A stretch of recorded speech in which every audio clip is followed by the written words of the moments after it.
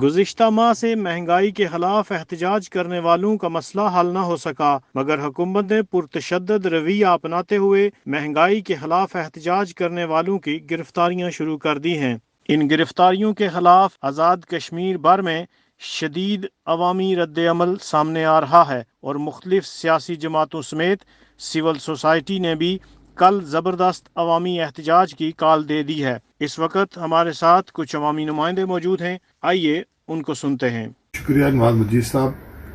پاکستان کے زیر انتظام کشمیر موجودہ سہولت کار اور اعلی کار حکومت اور اس نے پولیس کی غنڈہ گردی کے ذریعے عوامی حقوق کے اوپر جو ڈاکہ ڈالا ہوا ہے اور جو بدعنوانی اور آٹے کی مہنگائی کی وجہ سے جو لوگوں کا جینا دوبر کر رکھا ہوا ہے، اس کے خلاف عوامی جو مشترکہ جدوجہد ہے عوامی حقوق کے لیے، ان کے رہنماؤں کی گرفتاری حکومت کی بوکھلاہٹ کی دلیل ہے۔ اس وقت کا تقاضا یہ ہے کہ تمام عوام مشترکہ طور پر عوامی حقوق کے لیے مشترکہ مزاحمتی تحریک کا آغاز کریں اور ان سہولت کاروں، اعلی کاروں اور اس ریاستی دہشت گردی سے چھٹکارا حاصل کریں۔ یہ ایک پولیس اسٹیٹ بنتی جا رہی ہے جو قابضوں اور غاصبوں کے ساتھ مل کر ایک طرف ریاست کے وسائل لوٹ رہے ہیں، دریا لوٹ رہے ہیں، جنگلات لوٹ رہے ہیں، اس کے حکومت شخص کو ختم کر رہے ہیں، اور دوسری طرف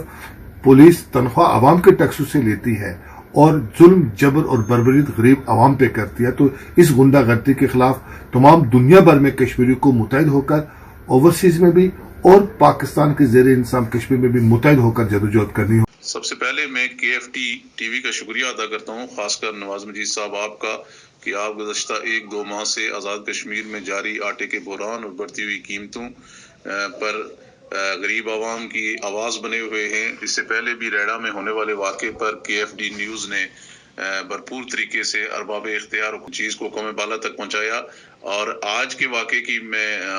KFD نیوز کو بتاتا چلوں کہ آج جو کل پونچھ عوامی ایکشن کمیٹی اور باغ عوامی ایکشن کمیٹی اور قرب و جمار کی کمیٹیز نے جو کل ہڑتال کی کال دی ہوئی تھی، جن میں تمام پاکستان اور آزاد کشمیر کے داخلی پوائنٹ کو بند کرنے کی جو کال تھی،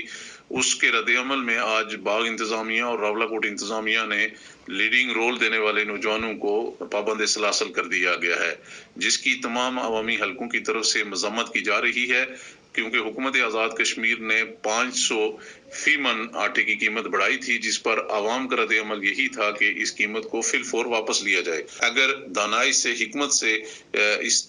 ان مظاہرین کو، لوگوں کو حق مانگنے پر ان کو اگر ٹھیک طریقے سے مطمئن نہ کیا گیا تو ریاست کسی انارکی کی طرف جا سکتی ہے۔ بہت شکریہ جناب۔